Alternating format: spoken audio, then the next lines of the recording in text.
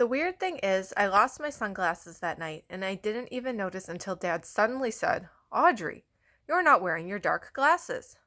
And I wasn't. My eyes were bare after all those months, and it took Dad to point it out to me. We were in the police waiting room at the time, and the nice policewoman, Sinead, got the wrong end of the stick and thought we were complaining that we'd lost a pair of dark glasses on the premises. It took a while for us to explain, and I didn't want them back. So I'm going to pause for a minute because I'm not sure if you guys remember that the last time I read, Audrey had gone missing, and there was the film transcript of her family recording themselves, and they were looking for her. They didn't know where she was, and so now they found her, and it looks like they're at the police station. And I don't. I'm good the way I am.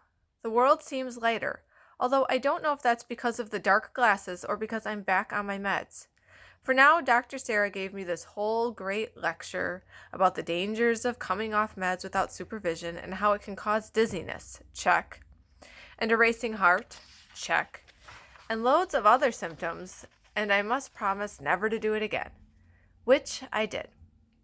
The stuff she gave me kind of knocked me out, so I've been sleeping a lot these last 2 days, but everyone's come into my room to see me, like all the time, to make sure I'm still here, I guess. Dad has told me about the new song he's writing, and Frank has shown me endless YouTube clips of knife skills, which he is getting very boring about. And Felix has told me he cut the hair of his friend Ben at school, and Ben cried. This is apparently true, according to Dad. But Felix maintains that Ben cried because he was happy. Mom's been in to see me the most. I'm reading my book. Right now. We can read your book next, okay? He wants to read Llama Llama Red Pajama. Yeah, I've got to finish the Audrey read aloud for the students, and then we'll read Llama Llama.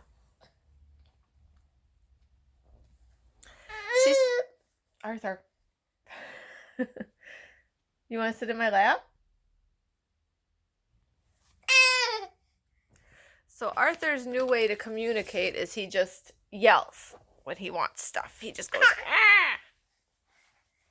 Oh, can barely see your little head. Should we adjust the camera there? Okay. All right, let's finish up this chapter. She sat on my bed all afternoon and we watched Little Women, which is like the perfect movie to watch with your mom when you're in bed, feeling a bit weird. The old one with Elizabeth Taylor, in case you're wondering. While we were watching, we decorated these handbags we'd made out of felt yesterday. This is Mom's new thing.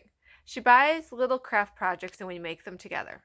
Neither of us is very good at it, but, you know, it's nice. It's relaxing. It's not about anything. And Mom just sits on my bed, hanging out, not looking anxiously around the room, not trying to get clues to my thoughts. I don't think she needs clues anymore. She knows. Or at least she knows enough. It was while I was trying to glue an applique star onto the front of my bag that I said, "Mom, why don't you go back to work?" Mom kind of stiffened. She carefully looped a piece of ribbon into a bow and stapled it before looking up and saying, "Work?" "Yes, work. You haven't been for ages. Not since..." I trailed off. "Well, it's been difficult." Mom gave a short laugh. "I know, but you're brilliant at your job. And you win prizes, and you wear great jackets." Mom threw back her head and laughed again. "Darling, you don't go to work just to wear great jackets." She thinks for a moment. "Well, most of the time you don't." "You're staying at home because of me, aren't you?" I persisted. "Okay, let's get you back in my lap. We'll finish Audrey, and then we'll read Llama Llama, okay? Here, let's open your book so you can look at it while Mama reads her book. "Sweetheart," Mom sighed, "I love being here with you. I wouldn't want to be anywhere else." "I know." There was silence and we watched as Joe turned down Lori's proposal, which, every time I watch it, I wish she would say yes. But still, I think you should go back to work, I said. You're all shiny when you're at work. Shiny? Mom seemed a bit taken aback. Shiny, like Super Mom.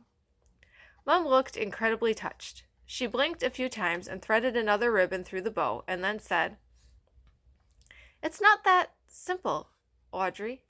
I might have to travel. There are long hours.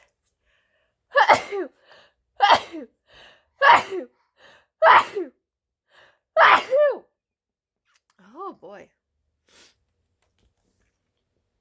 You're starting a new school. So we'll make it work, I said, as robustly as I could. Mom, there's no point me getting better if things don't get better for all of us. I mean, we've all had a bad time, haven't we?